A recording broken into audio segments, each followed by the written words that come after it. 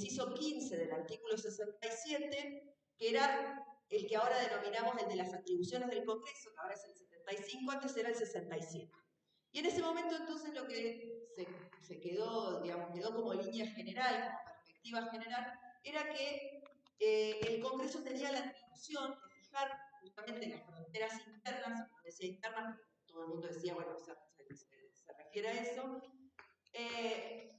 y convertir los indios al catolicismo. Por proveer la paz de la frontera, decía, y convertir los indios al catolicismo.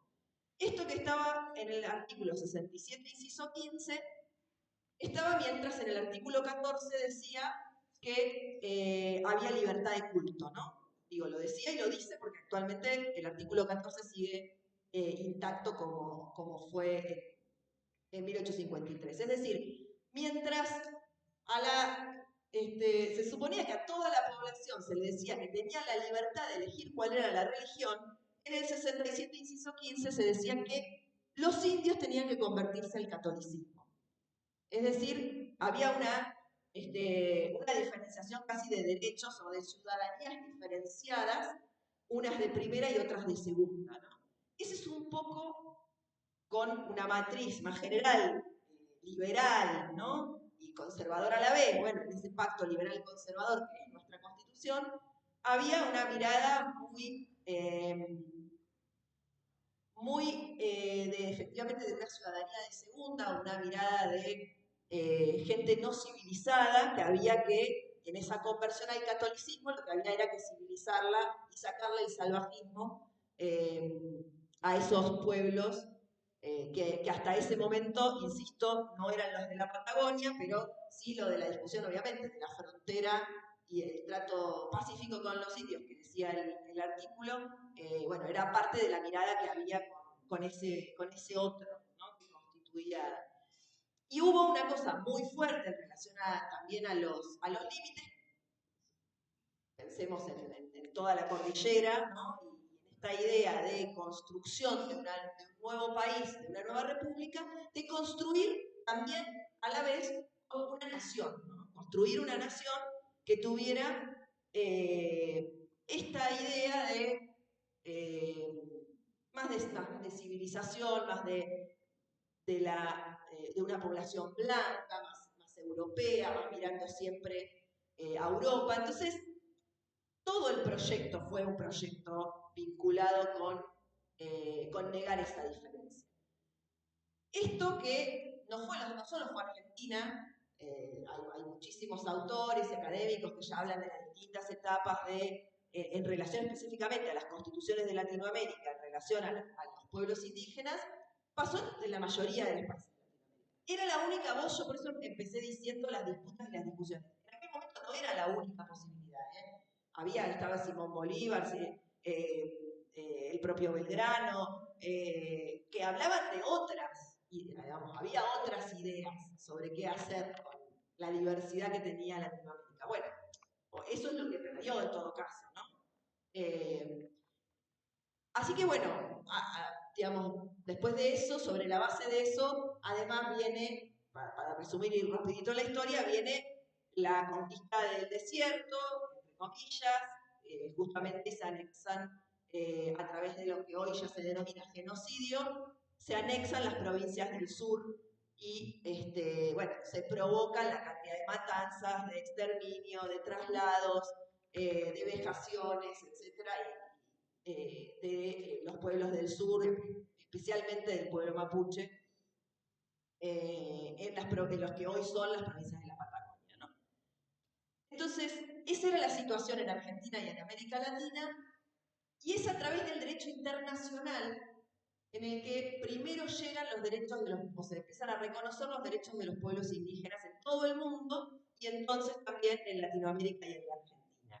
Y es a través de una organización, especialmente, que es la Organización Internacional del Trabajo, la OIT. No sé si alguna vez habían escuchado nombrar a la OIT. Bueno, ustedes dirán, ¿por qué una organización vinculada al trabajo, que está conformada por sindicatos, por estados y por cámaras empresariales, se va a dedicar al tema indígena? Y era porque, claro, en el mundo de la ruralidad, cuando empiezan a trabajar el trabajo rural dentro de los distintos trabajos que tienen que abordar, van al trabajo rural y aparece en el trabajo rural que la mayoría de los trabajadores rurales eran en realidad trabajadores, eran indígenas de origen, ¿no? Entonces, a partir de ahí empieza una preocupación en la OIT, primero en el año 1957, con un primer convenio, que es lo que se llama el convenio 107 de la OIT, un convenio internacional que firman los estados, y donde ya empiezan a proteger a los indígenas. Mirado siempre con una mirada bastante peyorativa, diciendo, bueno, el pobre indígena hay que protegerlo de los patrones que los pasan por arriba en el campo, los superexplotan, le quitan derechos, etcétera, etcétera. Entonces empieza ahí una primera avanzada de reconocimiento de este mundo indígena desde la mirada laboral. Y esto, a medida que pasan las décadas, también haciendo una pasadita rápida, bueno, empieza a discutirse también en la ONU, en la Organización de Naciones Unidas, empieza a discutirse en los distintos países, en organizaciones indígenas que empiezan a organizarse a partir de los 70 y de los 80. Hay un gran movimiento indígena al calor de, así como en los 70 también se luchaban en organizaciones políticas, sindicales, sociales, ¿no? Estamos hablando de décadas de mucha revuelta en el mundo, post-revoluciones, tanto en Rusia como en Cuba, como en China, aparecen también el mayo francés, bueno, las distintas revueltas en algunos países de Centroamérica. Bueno, todo esto que en Argentina, por supuesto, después termina con las dictaduras, y en Latinoamérica con las dictaduras, toda esa época también nacen una cantidad de organizaciones que empiezan ya no a pensarse como organizaciones ni sindicales, porque muchos eran campesinos, o ni obreras, porque muchos eran obreros, sino a reconocerse que eran en realidad, que eran indígenas, a reconocer su propia identidad indígena y dicen, ah, bueno, a nosotros lo que nos está pasando es que lo que estamos luchando es por el derecho a la tierra, lo que estamos luchando es por el derecho a decidir cuál es la forma en la que nosotros queremos vivir, es el derecho a poder conservar nuestro idioma, porque en realidad nosotros tenemos una lengua y nos castigan cuando nosotros hablamos nuestra lengua, o nos niegan la posibilidad de hablar en nuestra lengua, o nos enseñan una escuela que para nuestros niños que no tiene nada que ver con nuestra propia cultura. Bueno, y empieza obviamente un reconocimiento y una organización por derechos específicos como indígenas, como colectivo indígenas. Entonces, eso que empieza a pasar en Naciones Unidas y que empieza a revisar lo que había hecho la OIT, es lo que empiezan a hacer estas propias organizaciones políticas, organizaciones indígenas en los distintos países que empiezan además a tener una articulación latinoamericana en distintos eventos donde empiezan a encontrarse. En nuestra zona incluso los mapuches en particular, que tienen esta cosa de habitar tanto del lado de Chile como del lado de Argentina, también empiezan a articularse. En distintos lugares de Latinoamérica empiezan a haber algunos encuentros. Bueno, se empieza como a potenciar, ¿no? Esa gran lucha, digamos, de estos pueblos que empiezan a exigirle a sus propios estados que sus propias constituciones también modifiquen esa idea de el indio atrasado que había que convertir al catolicismo, que había que obligar a que se parezca, ¿no? A que sea idéntico al que no era indígena, ¿no? A que niegue toda esa identidad y que niegue esa especificidad, a que no luche por sus derechos, en definitiva, sobre todo las tierras, los territorios, los recursos naturales, que son los que muchas veces se ponen en tensión en muchos de los territorios. Entonces, eso tuvo distintas consecuencias. Por un lado, tensionó en la OIT a la construcción de un nuevo instrumento, un nuevo convenio, distinto al 107, que era lo que nosotros decimos es el modelo integracionista o el modelo asimilacionista, es decir, niega la diferencia y obliga a que los pueblos se homogeneicen en la cultura dominante. Bueno, el convenio, entonces llega el convenio 169 de la OIT, que lo habrán a lo mejor escuchado nombrar, que es el convenio internacional que más condensa como instrumento obligatorio de los estados de los derechos de los pueblos indígenas. Ese convenio 169 de la OIT es un convenio que Argentina vota favorablemente, pero que además luego somete a la votación del Congreso en el año 1992, se aprueba la ley 24071, que es la ley que aprueba en el Congreso el convenio 169 de OIT, pero que además después en el 2000, o sea, tardan muchos años, desde el 92 hasta el 2000, lo ratifica el Poder Ejecutivo.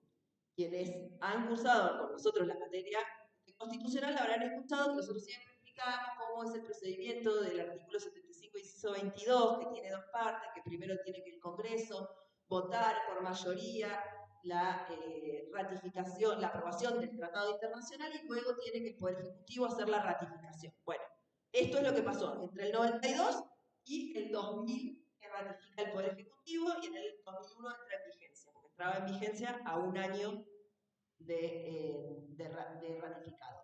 Es decir, Argentina se obligó internacionalmente a través del convenio 169 a proteger, garantizar los derechos de los pueblos indígenas.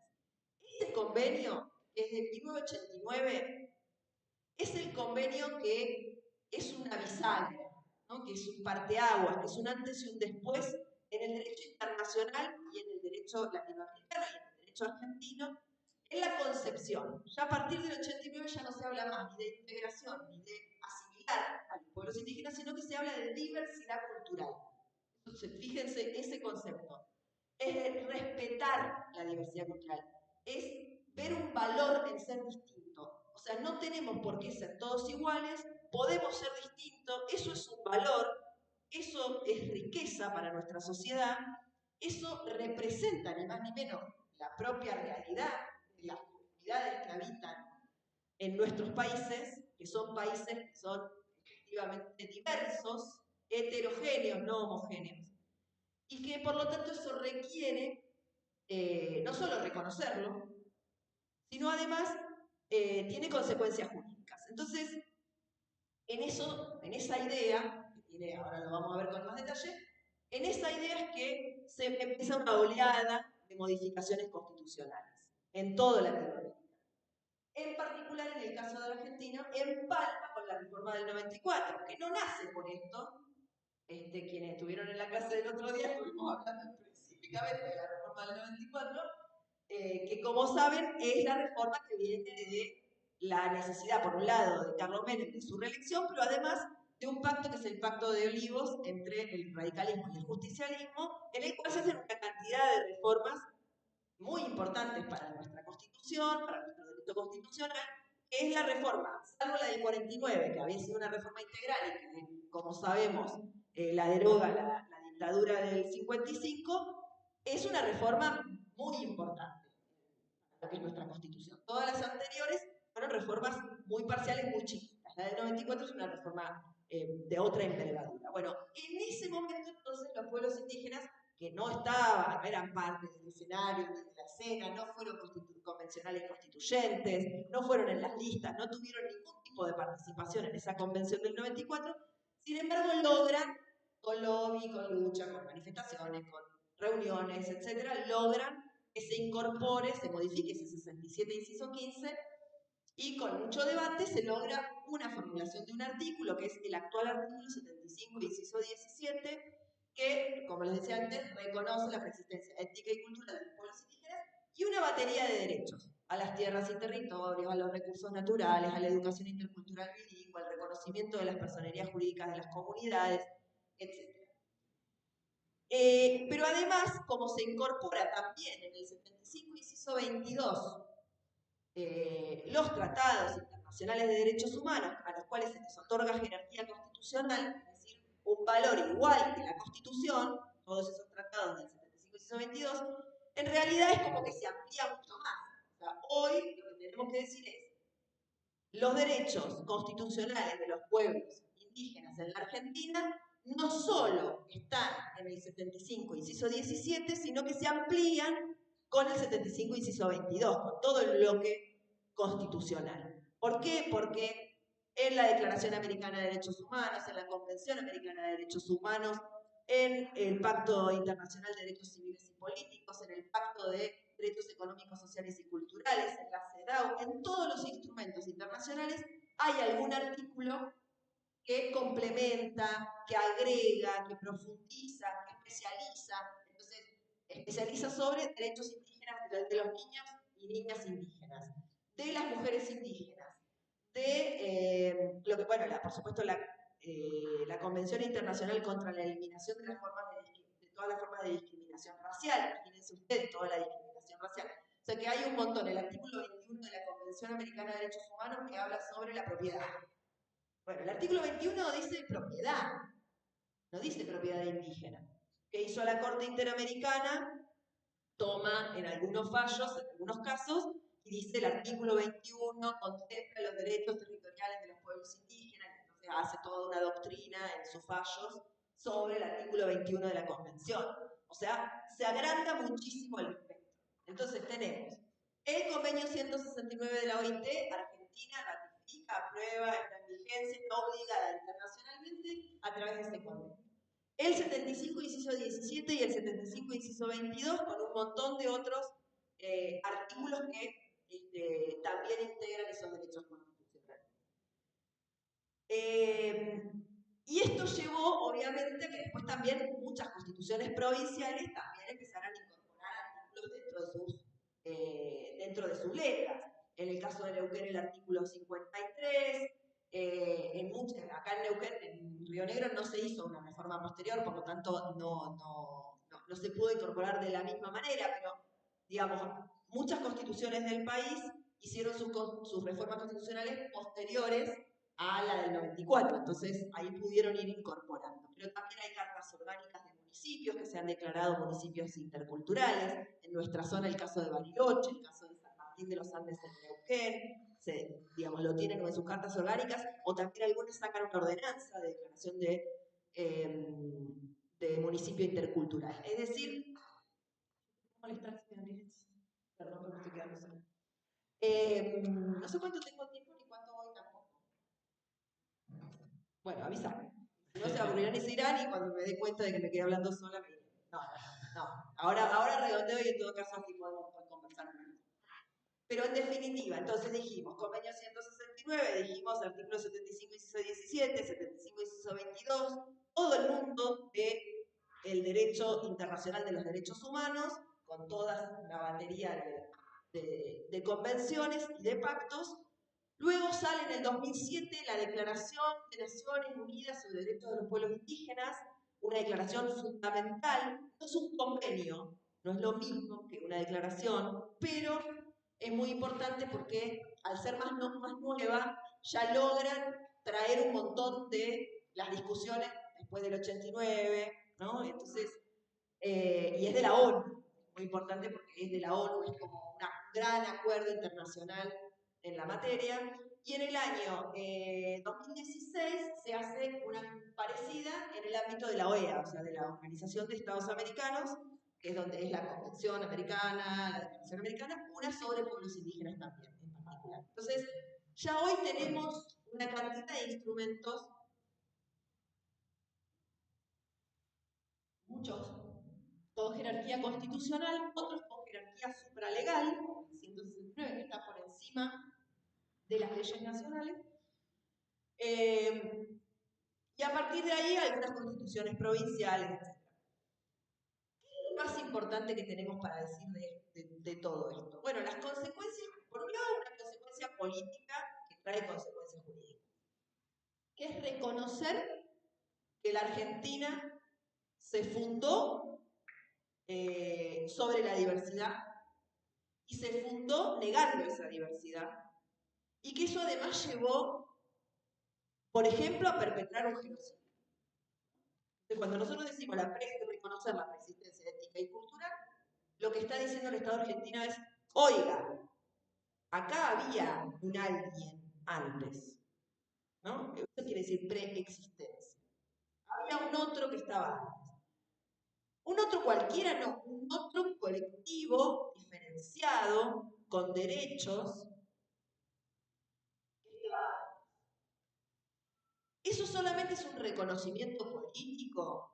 Ya está, y aplaudimos y pedimos perdón. No, decimos, bueno, entonces hay que reconocer derechos. Hay consecuencias jurídicas de hacer ese reconocimiento político. ¿Cuál es la consecuencia jurídica fundamental?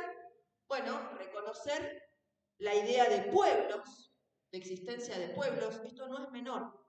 No es inocente que se diga pueblos indígenas. No se dice poblaciones indígenas, que es lo que se decía antes, por ejemplo, en el convenio 107. Por eso yo uno el convenio 169 a la Constitución del 94, porque yo les dije es un parteaguas el convenio. Bueno, a partir del convenio 169 se habla de pueblos, se habla de autonomía, porque entonces, ¿de qué estamos hablando? ¿De un grupo vulnerabilizado? Estamos hablando, es lo mismo hablar de personas con discapacidad que hablar de pueblos indígenas. Los dos son discriminados, los dos son vulnerabilizados. Ahora, no es lo mismo. Nosotros estamos hablando de la idea de un país en la que existen distintos pueblos. Bueno, a nosotros nos criaron en las facultades de Derecho, en las escuelas, en todos lados con la idea, me imagino que será más criticado, pero seguramente en otras carreras de las ciencias sociales también será por ahí más dominante, aunque críticamente la idea de nación, territorio, ¿no? Como es todo un territorio, un estado, una nación, un pueblo. Y eso es lo que se ha puesto en tensión y por eso es tan revolucionario esta idea de preexistencia y estos derechos y estas nuevas perspectivas en materia indígena. Esta idea de sabernos distintos y sabernos pueblos. Y un pueblo es, digamos, hay una idiosincrasia común, hay una historia común, hay derechos diferenciados, hay proyectos diferenciados, hay planes de vida diferenciados, y que hay que dialogarlos, sin la idea naif de que podemos dialogar porque acá parece que no hubiera poder o que no hubiera intereses, no, sobre la base de que además reconocemos que hay diferencias de intereses, hay diferencias económicas, hay clases sociales, hay no vivimos solamente entre cuatro paredes que son la República Argentina, sino que hay intereses también geopolíticos por fuera, que están vinculados a querer nuestros recursos naturales, por ejemplo, o a beneficiarse de nuestra economía, o que juguemos un papel como Argentina en el concierto mundial de países, entonces en una época que nosotros que tenemos que ser el granero del mundo, bueno, sean el granero del mundo que nosotros les mandamos nuestros recursos, nuestros productos industrializados, ¿no? Bueno, todo eso, en ese mundo vivimos, ¿no? Todo eso no se niega, eso existe, pero parte de no negar lo que existe es también dar la posibilidad de esto que es diferente, a que sea diferente y a que pueda ejercer derechos siendo diferente. Entonces, ahí hay ese reconocimiento de la preexistencia, es la idea de reconocer a un pueblo que pueda, en cierta idea de igual a igual, en lo posible de igual a igual, discutir, traer sus proyectos, sus propuestas, poder pensar en habitar el territorio de una manera con cierta autonomía, digamos. Entonces, la autonomía, por ejemplo, reconocer la autonomía, es fundamental en esta idea del pueblo. ¿Qué queremos decir cuando decimos autonomía? Queremos decir que en un territorio donde vive una de estas poblaciones, para poder ser pueblo, tiene que tener el derecho a la libre determinación. El derecho a la libre determinación es un derecho que está reconocido internacionalmente, no es una cosa nueva que trajeron los pueblos indígenas. No. Ya la ONU en el 67, en el Pacto Internacional de Derechos Civiles y Políticos y en Derechos Económicos y Sociales, lo pone en el artículo 1. Todos los pueblos tienen derecho a la libre determinación. ¿Qué quiere decir libre determinación? Quiere decir determinarse libremente su proyecto político y económico. Tener derecho a decidir sobre su futuro político y económico. Bueno, eso que dicen esos pactos internacionales que tienen todos los pueblos del mundo no se les reconocía antes a los pueblos indígenas. Bueno, a partir de que los reconocemos como pueblos, que incorporamos estos tratados internacionales, que reconocemos su preexistencia, ahora se les reconoce, y lo dice expresamente el artículo 3 de la declaración que les dije del 2007 de la ONU. En ese artículo 3 está reconocido de manera expresa. Los pueblos indígenas tienen derecho a la libre determinación y gracias a esa libre determinación determinan, no lo dice así, pero más o menos, su proyecto político y económico y determinan sus prioridades de desarrollo, algo así. Después búsquenlo en todo caso quienes estén más interesados. Entonces, eso es lo principal. Se les reconoció que son pueblos, se les reconoció que estaban antes, se les reconoció autonomía y libre determinación. ¿Y qué hacen con esa autonomía y determinación y libre determinación? Bueno, deciden quiénes son, por ejemplo, cómo es su autogobierno, quiénes son sus autoridades dentro de ese territorio. ¿Quiénes son sus representantes con el resto del Estado, con el resto del mundo, con el afuera de esa comunidad? Tienen atribuciones propias, pueden decidir dentro de sus territorios determinadas cuestiones que hacen a su vida social, política, cultural. Tienen sus autoridades religiosas o de cosmovisión o tradicionales, sus peñascuses, no sé, en el caso del pueblo mapuche, que es el que, con el que trabajo yo, así que es el que más conozco culturalmente, tienen sus formas de decidir la justicia, de resolver sus conflictos, sus controversias internas. Si hay un vecino que le roba una vaca a la otra, si hay un vecino que corre su, no sé, su casa un poco más allá y la construye un poco más allá, si un vecino le pone un alambrado y se queda con la única guada que hay en el territorio, si un vecino le dijo al otro que, bueno, te contrato para que me hagas el capital y cuando le pagó, le adelantó la plata y no le hizo el capital, bueno, que puedan resolver esas cuestiones internamente sin necesariamente tener que usar el Código Civil o el Código Penal que se construyó, se aprobó y se discutió con una sola perspectiva, con una sola ideología, o no es una sola ideología porque siempre está en disputa, pero con una perspectiva, si se quiere, mayoritaria o dominante, que es la de la otra cultura, que tampoco es única, ¿no? Lo estoy diciendo todo medio esquemático, pero para que podamos contrastar y ver las diferencias. Para el pueblo mapuche, si uno lo estudiara en profundidad, no tienen delitos, víctimas y victimarios tan claramente, por ejemplo, como lo tenemos nosotros en derecho penal, ¿no? Es mucho más complejo el sistema. Más que nosotros tendríamos que aprender un poco más de esa idea componedora, ¿no? Que ahora ha ingresado un poco en lo que es la mediación, en todas estas nuevas formas de abordar los conflictos, pero que para los pueblos indígenas hasta ahora se les venía negando la posibilidad y ahora empieza a aparecer, no sin discusiones, no sin debates, no sin retrocesos, ¿no? Tampoco el avance lineal, el avance tiene a veces 10 pasos para adelante, 3 para atrás, otros 5 para adelante, y así va, ¿no? Desde esa época hasta ahora, en general ha sido de avance, pero tiene sus momentos complicados, me imagino que de ahora todos podrán ir viendo que en particular para los pueblos indígenas es un momento más que complejo, ¿no? Lo vimos recién, lo decía el compañero cuando iniciaba y esta idea de que volvimos a la idea de día de la raza, por ejemplo, ¿no? Pero eso sería lo de menos, porque en todo caso solamente sería cultural el debate, el problema es que están retrocediendo en algunas otras resoluciones y quieren derogar normas en la Argentina que protegen los derechos de los pueblos indígenas en violación con la Constitución y con estos pactos que estamos diciendo ahora, ¿no? Pero bueno, para ir cerrando. Entonces, dentro de la autonomía, la libre determinación, se reconoce el derecho de las comunidades a las tierras y territorios que tradicionalmente han ocupado, temor, ¿no? Como tema casi principal, diríamos, de conflicto en el mundo indígena es el de la tierra y el territorio, ¿no? Derecho a... Son distintos derechos. Uno tiene derecho a las tierras en las que habita hoy, tiene derecho a algunas de las tierras que se les quitaron, no a la idea de, quieren toda la Patagonia para los mapuches. No, está claro, nadie está pidiendo que le devuelvan la Patagonia a los mapuches. mapuches, no lo piden ni los mapuches.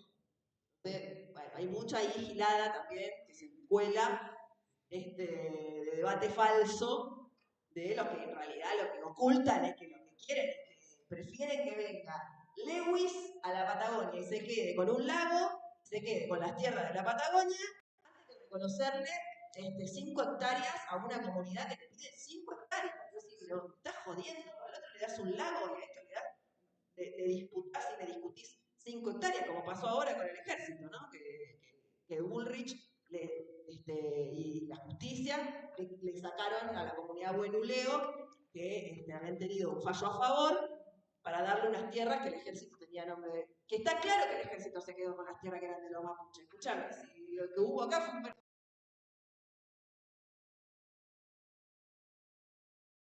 Que después esa tierra, algún mapuche te las pida, y me parece que un poco de presunción de que tienen razón hay. Después podemos discutir si más, si acá, si allá, si hasta dónde, decir, bueno, no, nadie está pidiendo toda la Patagonia. Hay mucha tela para cortar en relación a eso, no me voy a extender, hay un relevamiento para hacer, hay un montón de cosas. Pero hay derechos sobre las tierras actuales y hay algunos derechos también sobre tierras más antiguas. Hay derecho a la educación intercultural bilingüe, que eso tiene dos cosas, tanto para las comunidades que puedan hacer su propia educación autónoma, que se llama, pero también para que en todas las escuelas haya un poco de interculturalidad, para los mapuches y para los no mapuches, para los que no somos mapuches, que también podamos entender un poco del mundo y la cosmovisión mapuche.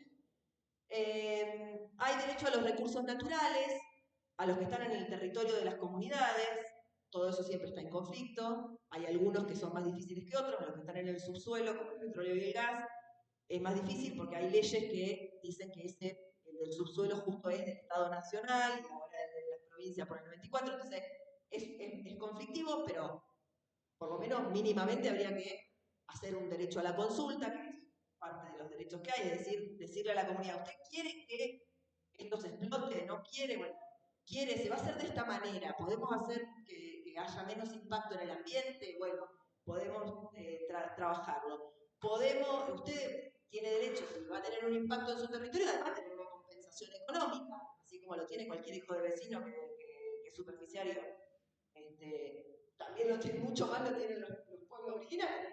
Bueno, todo eso tiene derecho, está legislado en el convenio 669, en la Constitución, habla del derecho a la consulta, del derecho a los recursos naturales, administrar, a tener beneficios, eso, cuando dice beneficios, se refiere a eso. A las personerías jurídicas, es decir, una comunidad, así como una sociedad anónima, tiene una persona jurídica, la reconocen una persona jurídica, que también las comunidades lo tengan, es un sujeto de derecho colectivo distinto a sus miembros, ¿no? Las personas no son solamente las personas individuales, sino que hay una persona jurídica colectiva, y a tener reparaciones históricas. Tienen derecho a tener reparaciones históricas, esto es como la novedad. A decir, bueno, si el Estado vino, hizo un genocidio, pasó por arriba, estuvo durante más de 100 años con una política asimilacionista, bueno, hay algunas cosas que hay que reparar para atrás, que hay que reparar. Si vos no le dejaste, por ejemplo, al pueblo mapuche, no le dejabas hablar su lengua, porque te parecía que era de atrasado, que era de indio atrasado y que entonces más vale callarse, y la familia le decían a sus hijos, no sepa, no hables, no le enseñemos. Bueno, ahora hay que poner plata y tratar de revitalizar ese idioma. Entonces, es promover, garantizar los derechos culturales, la lengua, la idiosincrasia, la cultura. Bueno, para eso hay que hacer política pública activa, proactiva. Hay que decir, bueno, si los pueblos indígenas siempre fueron postergados, no entraron en la universidad, bueno, hay que hacerle becas a los pueblos indígenas que sean específicas. Y si los pueblos indígenas nunca fueron parte de los gobiernos, de las instituciones, de diputados, de senadores, de concejales, bueno, hay que poner bancas específicas para los mapuches, por ejemplo, ¿no? El caso del Huecú hay. En el Huecú, el municipio del Huecú, hay la comunidad mapuche. Villa Pehueña también. Bueno, Villa Pehueña está complicado porque ahí lo que hicieron que fue crearon un municipio arriba de 2 comunidades. Listo. Ahora somos un municipio.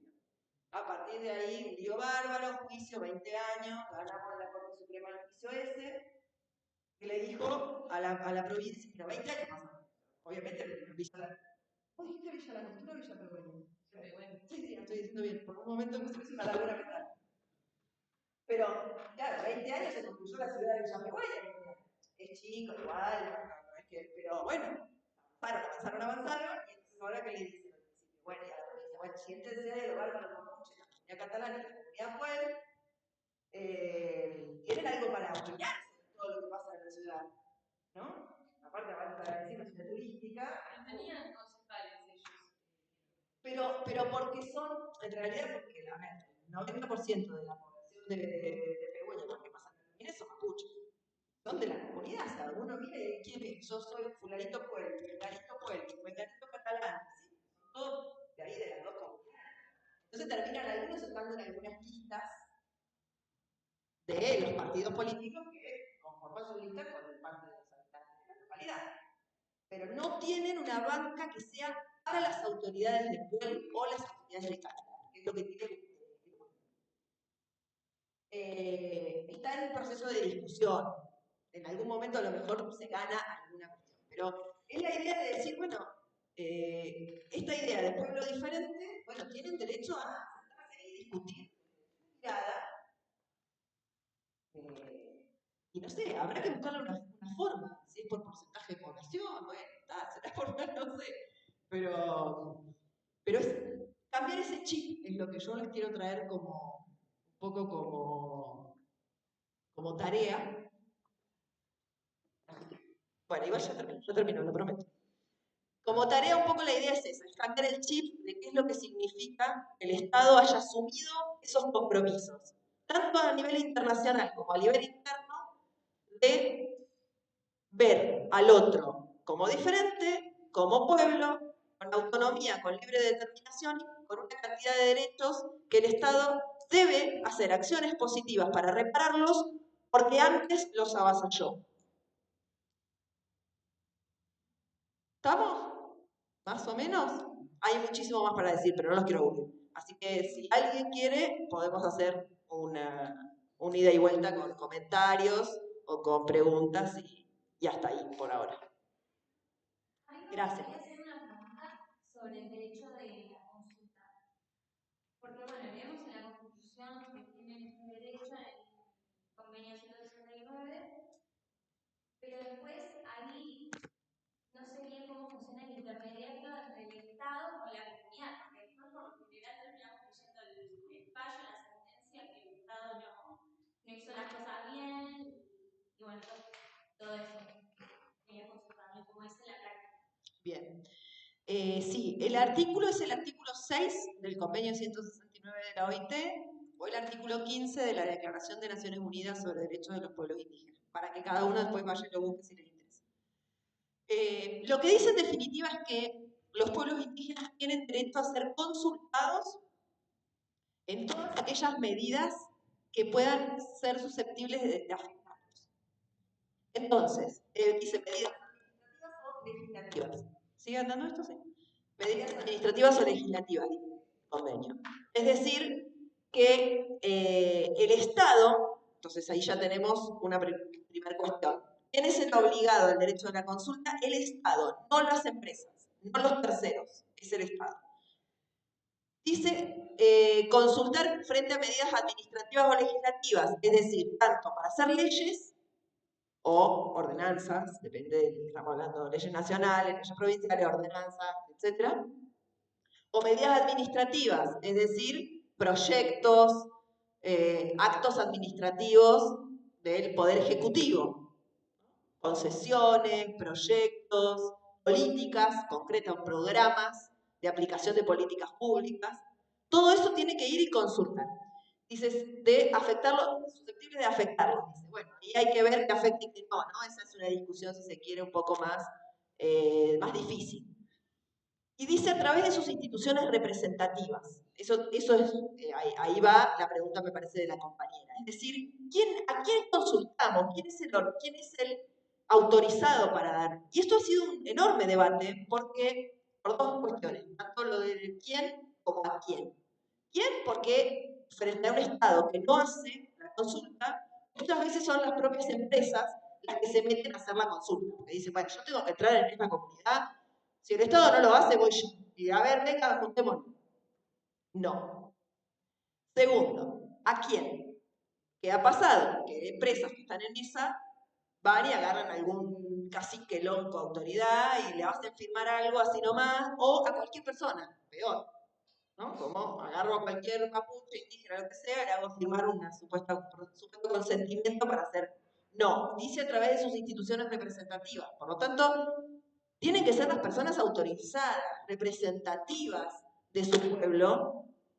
Ahí, por ejemplo, ¿qué se puede dar? ¿Por qué dice sus instituciones representativas? ¿Qué se puede dar? Que haya una persona jurídica, comunidad tal, para el Estado, y haya una, qué sé yo, un consejo de cacique, un consejo de ancianos, no sé, que sea el organismo representativo. Bueno, si el Estado inventa una persona jurídica y pone que la persona representante es fulano y yo de este otro lado ya tengo las instituciones representativas, bueno, ahí se te va a dar una atención. Alguien puede eso, bueno, entonces está como determinado de que tienen que ser las instituciones que sean realmente representativas. ¿Puede haber casos que es difícil de determinarlo? Sí, puede haber. Mayoritariamente no. Y después dice cómo tiene que ser. Dice que tiene que ser previa, es decir, no lo puedes hacer cuando ya arrancó, lo tenés que hacer realmente, y previo es realmente previamente, con todas las etapas. O sea, si vas a hacer un proyecto, bueno, tráeme el proyecto, no me traigas solamente lo que vas a hacer. Tráeme la previa, tráeme el informe, tráeme... dice que tiene que ser de buena fe, es decir, que no sea engañosa la información. Eso también puede implicar que traigas técnicos a explicar, porque a lo mejor si lo que quieren hacer en el territorio, pongo siempre los ejemplos de los proyectos que son los que más suceden en la realidad, ¿no? Si vos querés hacer un proyecto minero, querés hacer el pase de, no sé, querés poner una estación transformadora de electricidad de alta a media tensión en mi territorio, bueno, explícame qué significa tener una estación transformadora. Y explícame qué quiere decir la alta tensión, qué consecuencias tiene para mis animales, qué consecuencias tiene para mi población, ¿no? Entonces, por eso lo de la buena fe. Bueno, todo eso está determinado por algunas entidades internacionales que interpretan esos convenios, el convenio 169, la declaración, etc. Hay fallos de la Corte Interamericana de Derechos Humanos, pero hay sobre todo un informe del relator especial de Naciones Unidas sobre derechos de los pueblos indígenas, es decir, un organismo de Naciones Unidas que le ha dicho a algunos estados, especialmente a Chile, la consulta tiene que ser así, así, así, así, ¿no? Ha determinado estas cosas que yo te estoy diciendo que no las dice el artículo todas. Ahora, cada país debería tener una ley de consulta que reglamente los aspectos procedimentales. Para eso tendría que hacer además consulta, ¿no? La consulta para la ley de la consulta, que es lo que pasó en Chile, es lo que pasó en Perú. Bueno, en Argentina no hay una ley nacional, siempre ha sido un gran pedido de la demanda indígena. En Neuquén, después de casi una veintena de años de pelea justamente, porque aparte con todo lo que tiene que ver con hidrocarburos, lo que tiene que ver con algunos proyectos de la cordillera, se logró, después de mucha lucha, corte de ruta, toma de pozos, conflicto, criminalización de la protesta, de las causas indígenas, etcétera, etcétera, se logró primero un decreto, que es el decreto 800. ¿Vos te acordás del número? No me acuerdo ahora. Le pregunto a Sabrina. Bueno, ya no me acuerdo ahora, pero es un decreto de el año enero 2023, donde se aprueba un protocolo de consulta para la provincia de Neuquén, para los proyectos de la provincia de Neuquén. Y en diciembre del 2023 se aprobó como ley, que es la ley, esa sí me acuerdo, la ley 3164, es la ley provincial de consulta, que tiene el mismo texto que el decreto. Y ahí hay todo un procedimiento que dice que el organismo organismo de aplicación es la Secretaría de Desarrollo Territorial de la provincia, dice a quién le va a hacer la consulta, más o menos cuáles son los requisitos para la consulta, pero todavía no se aplicó. Y de hecho, hace poquito hubo algunos bloqueos en unas plantas de tratamiento de residuos cloacales justamente para que se aplique. Y ha habido algunos casos de aplicación de consulta, aunque no haya una gran regulación o del procedimiento. Ha habido algunos en el norte, en Jujuy, ha habido algunos creo que en Santa Cruz,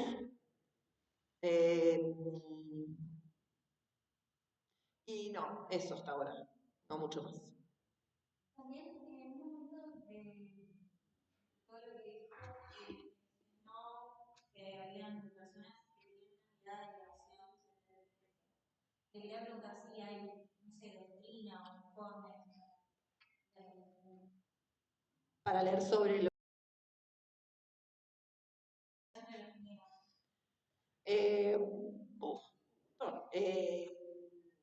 pero los que pasa que es muy amplia la pregunta. ¿Sobre qué sería en particular? En país sobre los territorios indígenas al sur.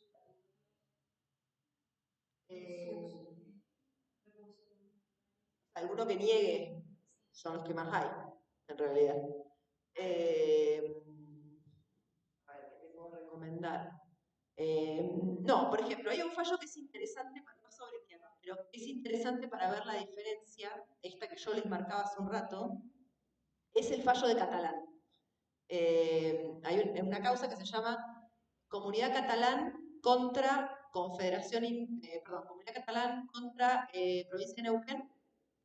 Es un fallo del año 2021 de la Corte Suprema de Justicia que en realidad es favorable a la comunidad catalana, justamente por lo de la municipalización de Villapegüeña. Pero lo que tiene de interesante es que está el fallo, está el voto en disidencia, que es de Rosenkrantz, lo hace Rosenkrantz, que es muy clara la diferencia de esto que yo les decía de quién mira como un pueblo, digamos, si podemos mirar el pueblo mapuche como un pueblo distinto, y entonces si tiene o no tiene derecho a que se lo consulte como una persona distinta para hacer un municipio, o lo que dice Rosenkrantz en este caso, por eso lo vas a ver muy nítido, que él dice, no, los mapuches no son una cosa distinta. Si quieren participar del municipio, que armen un partido y ganen las elecciones. No, eso lo dijo otra persona, pero no importa. Algo así dice. O sea, dice, bueno, que armen partidos políticos, que se presenten en las listas, que participen como cualquier ciudadano común. Ya participan votando. ¿Qué más quieren? Bueno, hace toda una explicación de por qué ellos, los mapuches no son, que no, porque si no serían ciudadanos de mayor categoría, porque si no tendrían doble representación, porque si no tendrían dobles derechos, tendrían más derechos que el resto de los simples mortales. Ahí vos lo vas a ver súper claro. No, y después, lo que pasa es que muchas veces los fallos que son en contra de las comunidades no dicen todo lo que piensan los jueces. En general, la negación lo hacen por cuestiones formales, por otros temas que no son, en realidad, dar las explicaciones de por qué creen que jurídicamente no corresponde. En general te dicen, te sacan por algún otro motivo. Pero bueno, ha habido casos, pero ahora no me voy a acordar por ahí de memoria alguno que sea muy potente para leer. Una que tenga que ver un poco más que implica la responsabilidad política de eso, y otra, hay una ley dando vueltas que la ley territorial. Bueno, a ver, lo de persona jurídica, no les voy a hacer todo el debate doctrinario, pero en la práctica, vamos para eso, para ir como en la práctica. En la práctica no deberían estar obligadas las comunidades a tener personería jurídica. Se supone que por como lo dice la Constitución, tienen personería. Bueno, en la práctica, tanto para inscribir tierra a nombre de una comunidad, o para, por ejemplo, obtener algún proyecto económico, que viste, qué sé yo, que te baja tanto nación, provincia, municipios o los organismos internacionales que por ahí te dicen, bueno, yo tengo un agua que cae en mi comunidad y hay un saltito, entonces puedo generar electricidad si hago una mini central, ¿no? Pongo una turbina. Entonces, bueno, viene, no sé, un organismo y me hace un proyectito chiquito con poca guita y me contratan a un ingeniero que me haga eso y me dan la plata para la turbina. O ahora que se usan tanto las paneles solares, ¿no? Entonces te dicen, bueno, te doy un proyecto para que compres tantos paneles solares y con eso puedas generar tu propia electricidad, porque a lo mejor vivís en una zona rural, que, bueno, así como un montón de cosas, como plata para tener abogados, porque tenés juicios, o plata para armarte una huerta, o contratar un ingeniero agrónomo o un veterinario que te ayude con los animales, ¿no? Entonces, para todos esos proyectos de guita del Estado o de organismos, o para que te titulen la tierra y te la pongan en el registro de la propiedad inmueble, hoy se necesita una persona jurídica. Podría pensarse de hacerse de otra manera, sí, pero hoy la realidad es esa. Entonces, si vos digamos, entonces ahí hay un poder muy grande que tiene el Estado, en decirle a una comunidad, bueno, vos vas a tener personería o no vas a tener personería. Vos sos comunidad para mí, Estado, o no lo sos. Ahí hay toda una discusión, que esa es la que digo que no quiero entrar, es que el Estado no las crea las comunidades, no es como un club de fútbol, ¿no? O una sociedad anónima, que si el Estado no dice que existe, no existe. La comunidad existe, le guste el Estado o no le guste. Si nosotros vivimos en comunidad, yo tengo un loco, vos tenés no sé qué, la Peña Cuse, y hacemos la asamblea, nos reunimos y discutimos, ¿existo o no existo? Sí, existo, aunque el Estado no lo diga. Pero bueno, en los hechos pasa que ese poder lo tiene el Estado arma, en el mejor de los casos, un instituto como el que hay nacionalmente, que lo acaba de derogar Milei. 2 semanas salió una resolución que deroga el Instituto Nacional, el Registro Nacional de Comunidades Indígenas. Todo eso está ahora por discutirse porque no se sabe con qué se come en la nueva situación. Esto es todo novedad total. Pero bueno, en el mejor de los casos hay un registro provincial o nacional de comunidades. Entonces, ¿qué te piden? Que presentes algunos papeles, que indiques dónde vivís, quién sos, cómo sos, quiénes son tus integrantes, y yo te inscribo y digo, bueno, sí, existe esta comunidad, la tengo inscripta, estos son sus representantes.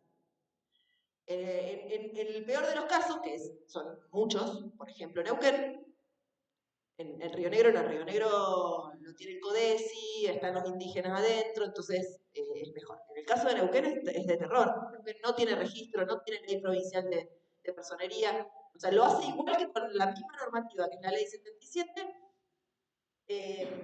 de personas jurídicas comunes. O sea, igual que cualquier sociedad, cualquier fundación.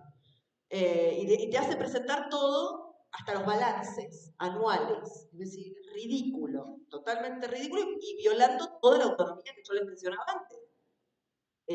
Bueno, y encima ellos te dicen si te dan o no te dan la personería jurídica. Entonces tienen un poder enorme, porque si hay una comunidad, bueno, parte de los bloqueos del otro día tienen que ver con esa personería jurídica. ¿Por qué? Porque después, ¿qué hacen? En la ley de consulta, que es la ley que yo te mencionaba antes de provincia de Neuquén, ¿qué pusieron? Que las consultas se le hace solamente a comunidades con personería jurídica. ¿Quién tiene el poder de decir si es personería jurídica? Ellos mismos, o sea, se comen la cola. Después, y así un montón de cosas. Por ejemplo, relevamiento. Y ahí te lo uno con el relevamiento. La ley de emergencia territorial que dice el compañero es la ley 26.160. Es una ley del 2006 que lo que hizo fue decir en Argentina cómo se iba a implementar el artículo 14, párrafo segundo, del convenio 169 de 20. Ese mismo convenio que yo les decía, en el artículo 14 están los derechos territoriales. Y dice ese artículo 14, los Estados miembros tendrán que determinar las tierras de uso tradicional de las comunidades. O sea, tienen que hacer una determinación. ¿Qué es determinar? Es decir, la tierra de esta comunidad empieza acá, termina acá, tengo estos papeles no, esta disputa con el de al lado. Tener una foto clara de cuáles son las ocupaciones indígenas. Bueno, para poder cumplir con ese artículo se hizo la ley 26.160 en el 2006. Y se declaró una emergencia. Se dijo, bueno, durante los próximos 4 años, mientras se haga el relevamiento de tierras, se van a suspender los desalojos. Bueno, llevamos 4 prórrogas. Se hizo 4 años, del 2006 hasta ahora. Se fue prorrogando porque nunca se termina el relevamiento. Siempre está como por la mitad y no lo terminan de hacer. Y ahí está, viene Macri y lo suspende, viene Alberto, lo reactiva, pero le pone poca plata. Y entonces lo hacen a medio, no sé qué. Y hay provincias que se niegan fuerte. Neuquén y Formosa siempre se negaron fuertísimo. Hay otras provincias donde avanza mejor, hay otras donde un tiempo lo hizo una universidad y después los echaron y los agarró el relevamiento otro grupo, bueno, un lío bárbaro. Ha avanzado, pero no se completó. Ese relevamiento ahora circuló la semana pasada un decreto, pero que era un proyecto de decreto, que dice deróguese, porque en el 2021, no sé, ahí con Alberto Fernández, no estaban los votos en el Congreso para hacer la prórroga, se vencía. Entonces, directamente, Alberto hizo un decreto de necesidad de urgencia y prorrogó la ley por 4 años. Entonces, ahora mi ley, por lo menos es el proyecto que anda dando vuelta, lo he leído, firmado por una persona que trabaja con Patricia Bullrich, dice, deróguese el decreto 850 del 21, que es el decreto de prórroga de la ley 2660. Así que ahora estamos todos a expectativa, esperando a ver si efectivamente van a derogar o no, que sería derogar, lo peor de todo, no solo que se va a dejar de hacer el relevamiento, sino que además se van a dejar de suspender los desalojos. Por lo tanto, lo que va a venir es una catarata de desalojos de un montón de juicios que están suspendidos, que no se están haciendo los desalojos por esa ley. En cuanto yo, por ejemplo, nosotros tenemos un montón de juicios en Neuquén suspendidos gracias a esa ley. Si nosotros nos levantan esa ley, van a venir la justicia a meter desalojo, o sea que va a haber un lío bárbaro porque las comunidades van a resistir. Entonces van a haber situaciones de conflicto bravo. De todas maneras, en 2025 termina la prórroga, si hasta ahí se llega con la ley viva, habría que o que se termine el relevamiento entre este año y el que viene, lo cual no lo veo porque no hay plata para nada. No hay plata. Bueno, me imagino que la lucha sería por lo menos sostener la ley. Yo no sé en qué condiciones tenemos en el 2025, pero sería importante por lo menos llegar al 2025 sin que lo deroguen. Yo quería consultar también todo el origen, cómo fue más o menos el desenlace. A ver, no soy una experta en el tema, no estoy en esa zona, te puedo decir mínimamente lo que yo sé, si alguien más conoce también puede aportar lo que sepa. Yo algo de lo que sé tiene que ver con que la ciudad de Bariloche en particular es una ciudad que tiene una enorme población mapuche urbana, en la mayoría sin reivindicarse, sin identificarse mapuche, pero si uno rasca un poquito o habla o empieza a buscar, a bucear en su propio origen, en su propia familia, de repente llega un poco a esa situación. Mayoritariamente esa población es población que ha conformado los barrios populares del Alto de Bariloche, con los trabajos más precarios, más penosos, más difíciles, ¿no? con menor acceso a un bienestar que sí se le ve claramente a la sociedad que va a vacacionar a Bariloche. Bueno, Bariloche es una ciudad de fuertes contrastes, de enormes contrastes sociales, ¿no? Los que sirven y los servidos. Y con el despertar indígena, con el levantamiento indígena, con la emergencia indígena, es decir, con todos estos procesos políticos, sociales, identitarios, de derechos, bueno, eso ha jugado un factor muy fuerte en ciudades como la de Bariloche, no solo en Bariloche, pero también en Bariloche, donde juventudes excluidas de derechos encontraron en la identidad indígena una pertenencia, un origen, una historia, un porqué, ¿no? Una causa a sus sufrimientos, a su falta de oportunidades, a su falta de proyecto. encontraron además algunas cosas de identidad concreta, de decir, de esto hablaba mi abuela, o de esto, esto tenía que ver con que, ¿no? Cosas culturales, arraigadas, borradas, silenciadas, calladas en la historia de la familia. Y en muchos casos incluso con cuestiones precisas o concretas en relación al territorio, es decir, che, pero nuestra familia vivía en tal lugar, viene de allá, ¿y por qué nos corrieron? ¿Por qué ahora somos parte del contingente migratorio de las ciudades que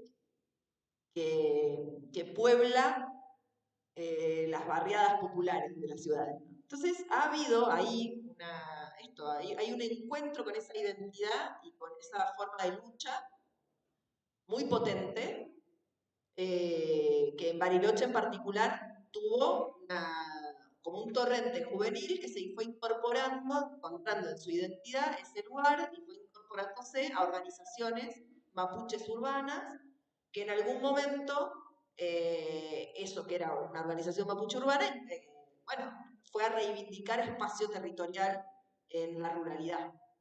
Esto pasó en distintos lugares, esto también es parte de lo que pasó en Chubut, donde estaba Santiago Maldonado cuando fue la represión en Cuyamen. Esto ha pasado en algunas otras zonas de cordillera y pasó en Mascardi. Entonces, bueno, de ahí viene toda esta discusión de que hay una Peñancuse muy jovencita que tiene un sueño y que habla de un lugar donde está el Rehue, es decir, un lugar ceremonial. Bueno, hay una reivindicación específica de un territorio. Con una complejidad que es que ese territorio también estaba siendo ocupado por otra comunidad y además estaba en zona de parque nacional. Entonces, bueno, eso le da toda una complejidad al conflicto.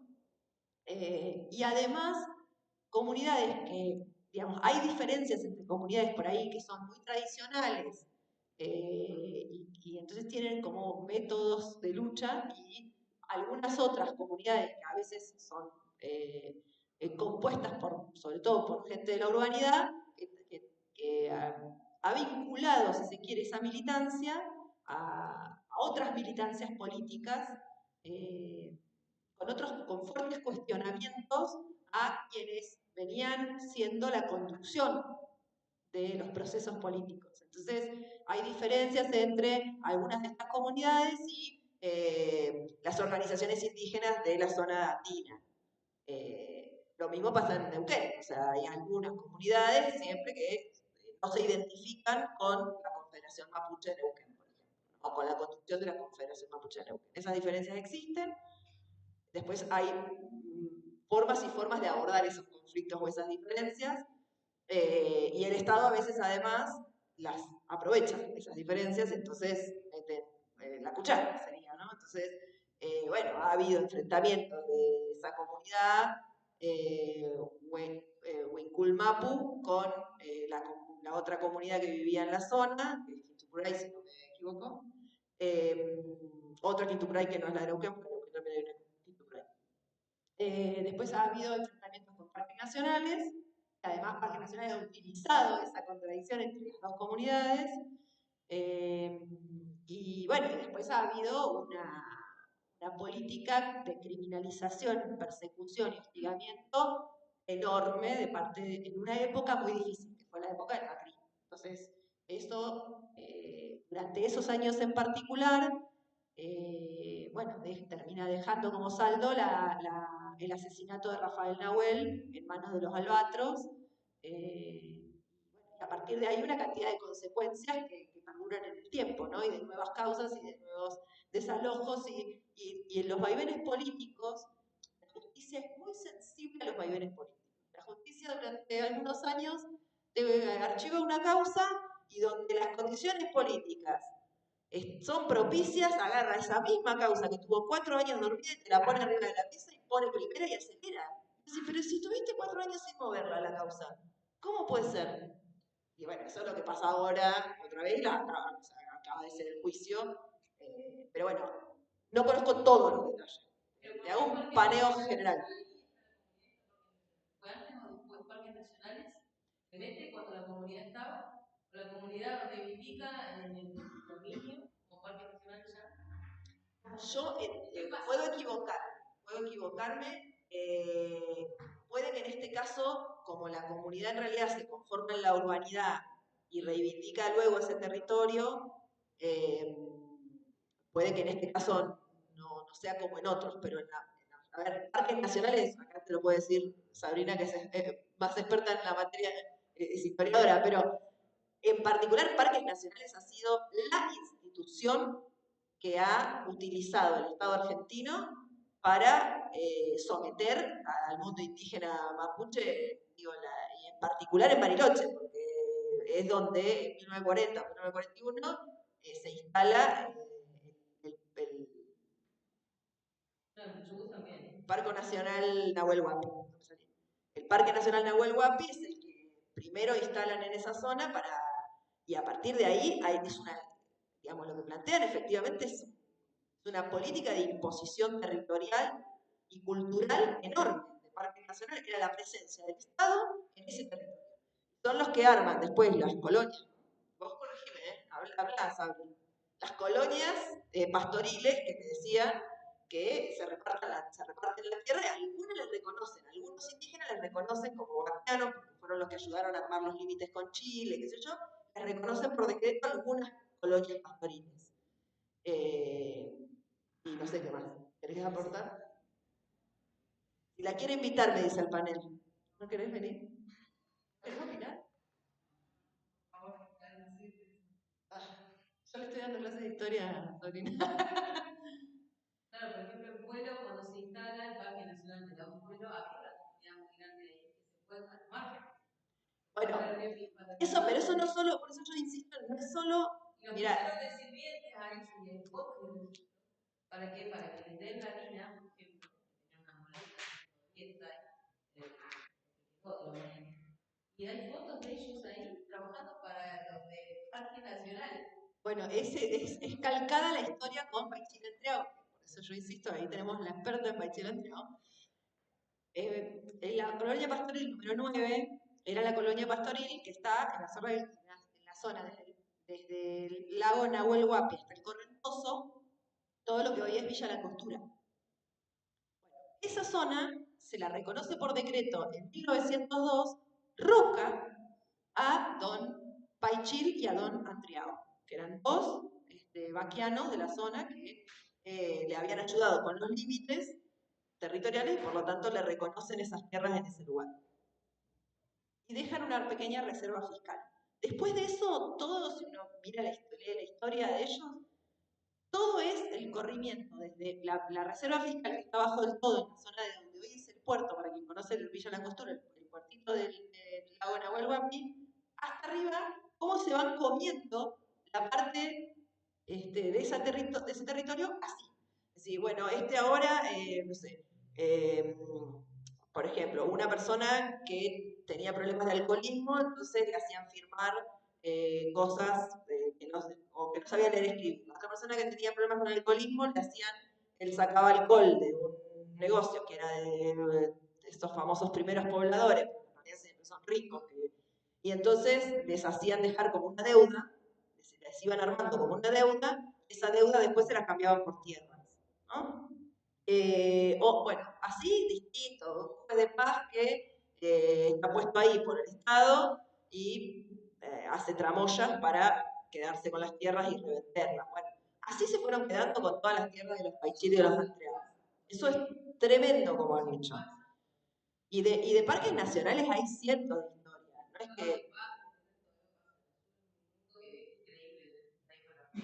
Yo quería preguntar en cuanto a las confederaciones, ¿cuál es la estructura jerárquica que ustedes manejan? Porque yo no tengo ni idea, porque hay gente que se reconoce de Huelche, hay gente que tiene una nacionalidad y que yo he estado en las reivindicaciones, me montó todo, ellos quieren todo su espacio ahí y tienen la personalidad. No toco Cárdenas. Evidentemente no, pero ellos no comulgan con ustedes. ¿Y cuál es la estructura que manejan? ¿Es una confederación? Y ustedes... Sí, igual Motoco Cárdenas es la confederación es de Mapuche de Neuquén, solamente Neuquén. Tiene una historia, es una organización indígena que nació en 1970, tiene una historia muy vinculada a las comunidades del interior de la provincia de Neuquén, que también por impulso de la iglesia, del obispado de Jaime de Nevares, de Neuquén, y las comunidades, y bueno, y una militancia social y política muy fuerte que siempre tuvo Neuquén, fue armando una organización que es como, que organiza comunidades, ¿no? Fueron distintos loncos en ese momento que fueron armando esta organización. Pero las comunidades fueron naciendo de distintas maneras, digamos. La gente que, vos pensás que en 1870, 1880, 1879, ¿no? Es la conquista, digamos, del desierto. Esos años, ¿no? Porque no son fotos. Digo, a partir de ahí, que aparte se dio de un lado y del otro de la cordillera, los corrimientos, incluso de la gente de Chile para Argentina, la gente de Argentina para Chile, mucha gente de Argentina que a finales de ese siglo se fue cruzó la cordillera por la avanzada de este lado y después vuelve a principios del siglo XX, y cuando vuelve se instala en lugares distintos a los que estaba originalmente que se había ido. Eso pasa sobre todo con el sur de la provincia de Buenos Aires. La mayoría de las comunidades no vuelven ahí, o sea, de las familias, ¿no? La idea de comunidad es una idea más nueva. Antes la gente vivía, qué sé yo, eran parientes, vivían más cerca, más lejos. La idea de comunidad es una idea un poco más nueva y que, bueno, está relacionada, sí, con vínculos familiares que viven en un territorio más o menos cercano y tienen algún tipo de organización político-social conjunta. O sea, ¿cómo era antes? En la época de Calfucurá, que de ahí viene la idea de confederación. Calfucurá era el lonco de loncos, digamos, era el último gran cacique que combatió contra las fuerzas argentinas, organizando, y era como que había sido, lo voy a decir, vos no me retes, Andrés, yo lo voy a decir como si fuese un cuentito de la Villique, pero es como que si lo hubieran elegido a él, los distintos loncos, para que él los represente. Por eso es esa idea de confederación, ¿no? Una idea de unidad de diferentes que se unieron para elegirlo a Calfucurá como representante. ¿De dónde iba esto? ¿Por qué dije eso? Estamos contando la historia de cómo se conformó las generaciones con las confederaciones. Bueno, sí. No, lo de comunidades. Bueno, claro, en esa época no es que había, pero sí había como representantes que podían discutir y decir, bueno, queremos que Calfucurá nos represente en la interlocución con el Estado y que además organice la guerra, ¿no? Porque estaban resistiendo, entonces era que organice lo que más se pueda dentro de lo que se podía en esa época. Imagínate que fue una resistencia un poco desigual, pero bueno, resistieron todo lo que pudieron. Y se supone que estaba lo que se llamaba el país de las manzanas, que era toda la zona de, si uno mira, busca en el mapa, va a encontrar el país de las manzanas y van a encontrar ahí de Sayhueque, ¿no? Bueno, sí, dice, mira, todos tienen para aportar acá. Entonces, quiero decir, bueno, con Sayhueque hay otra historia después de cómo termina, pero en definitiva había zonas donde había comunidades que tenían vínculos y tensiones seguramente, como en todo, pero la idea más de comunidad, ellos le llaman, por ejemplo, ahora le llaman LOF, ¿no? Habrán escuchado, la LOF, el LOF. La LOF o el LOF es esa idea de comunidad, un poco de vínculos familiares, territoriales, que los une, y bueno, la Confederación Mapuche de Neuquén lo que hizo en los 70 fue tratar de eso, articular, coordinarlo, para discutirle al Estado provincial, porque vos pensás que esto se hace en 1970 y Neuquén se había provincializado en el 57, en el 55, pero en el 57 y 58 fueron ahí. Entonces, ahí había algo para organizar, que por suerte estaba de Nevares, que eso le dio mucho impulso, y bueno, tuvo distintos momentos, o sea, ya lleva desde el 70 hasta ahora, tuvo momentos de más unidad, de menos unidad, de más diferencias, de menos diferencias, de pelear todos juntos y tener, hasta su forma de organización fue cambiando. Antes tenían como una comisión directiva, ahora lo tienen más repartido y descentralizado por zonas, y entonces se juntan los representantes de cada zona. Antes era como de arriba para abajo, ahora es más como de abajo para arriba. Pero eso es de Neuquén. Río Negro tiene otras organizaciones. ¿Cómo se están organizando? Fuera De tu rango de estudio. No, hay distintas formas. ¿Qué sé yo? Río Negro tiene el CAI, que fue como la organización más originaria, digamos, la inicial. Después se conformó el Parlamento Parlamento Mapuche Tehuelche. ¿Cómo llegaste a ellos? Que todavía se sienten entre ellos discuten primero y además como en el estado total de abandono. Sí, pero no, yo no les tengo que llegar con ninguna información porque ellos la tienen clarísimo, ¿eh? No todos. No, claro, seguramente no todas las familias. Yo digo las organizaciones indígenas, los líderes, los dirigentes. Ellos hay un día en el año, ellos se juntan con los chicos de la escuela rurales, y ellos estaban en toda la práctica, ponen todos los chicos de los chanchos, ellos van a comer. Y lo pagan. La verdad que es increíble. Que haya esa interculturalidad, los locos y se sientan para ser agasajados. Una cosa increíble. Yo he estado presente y la verdad que es muy interesante. No, hoy, lo bueno es que hoy, yo justo el día estaba buscando para otra cosa, buscando una cosa de interculturalidad y me salta una noticia, porque había puesto en el Google, y me salta una noticia que decía que, creo que fue el año pasado o este año ya, me parece que fue este año, la nota decía 85 escuelas izaron la bandera en Neuquén.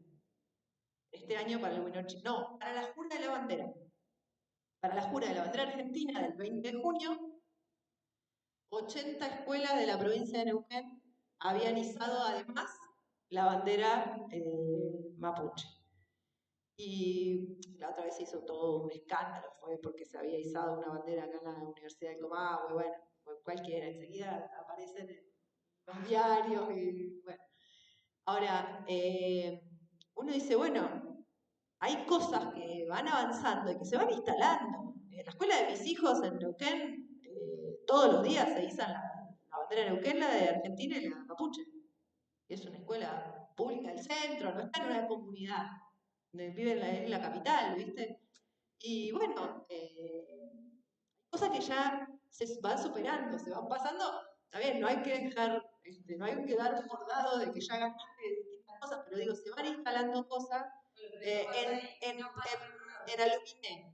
En Aluminé, la fiesta del Pehuen, que es la fiesta popular, la fiesta del pueblo, hace años que ya eligen, en vez de elegir la reina y el rey, no sé si nunca se elige el rey, bueno, en vez de elegir la reina de la belleza de la fiesta del pueblo, eligen una malén y eligen una chica y un chico mapuche, con nombre mapuche, que no tiene que ver con la belleza, sino por alguna otra cuestión, algún otro atributo con otro criterio. Ellos, una cosa ya súper natural del pueblo, en Aluminé. Lo mismo que en Aluminé hay un hospital intercultural, en Lucachoroy. O sea, digo, hay cosas que estos procesos políticos, de lucha, sociales, reivindicativos, van poniendo límites y márgenes y se van instalando. Muy interesante ese análisis y la investigación que ella. ¿Cómo hay diferencias de 50 kilómetros? También es un mundo aparte. En este sentido, o tomamos el tema más. Guadalajara ya no lo conoces, ya es como que no les interesa. Son dos mundos distintos y están cerca. Y los apellidos son los mismos. Las cosas, como uno no está metido ahí, sino de periodista, tenés amigos que son directores de la escuela, conocidos, te vas enterando, pero en realidad como que no hay nada escrito ahí, porque está todo muy en el aire. Sí, la línea sur de Río Negro encima en particular, o seguramente la línea norte de Chubut,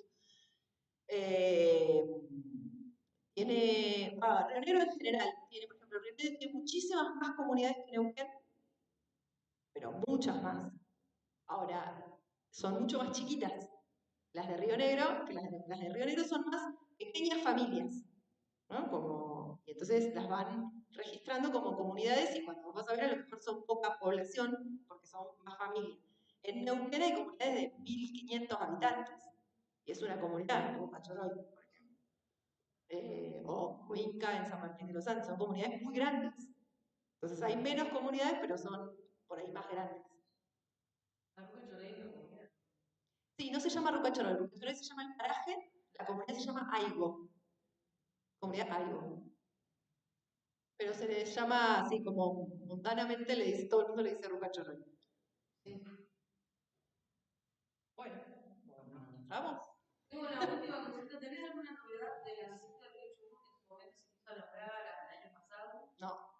No hay ninguna novedad. No, no Porque sé. era bastante kilómetros a caballo y las comunidades locales estaban ahí queriendo estar en el lugar, pero bueno, Claro. el helicóptero bajaban.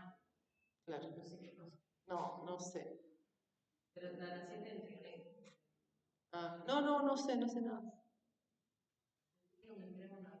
Pero acá una consulta. Respecto a la causa de la mujer a veces lo que dice la compañera de la industria, ¿no? La mujer de noche, No, vos sabés que no lo sé. De ese fallo es muy justo, me preguntás lo único que no sé, no mentir, pero digo que tu interés no te lo puedo. Porque fue reciente, esas de hace 2 semanas más o menos.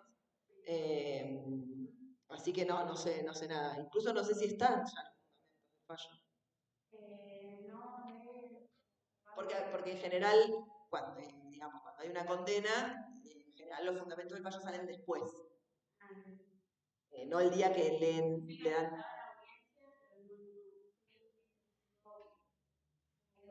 No, pero te consigo cosas y te mando a través de Sabri.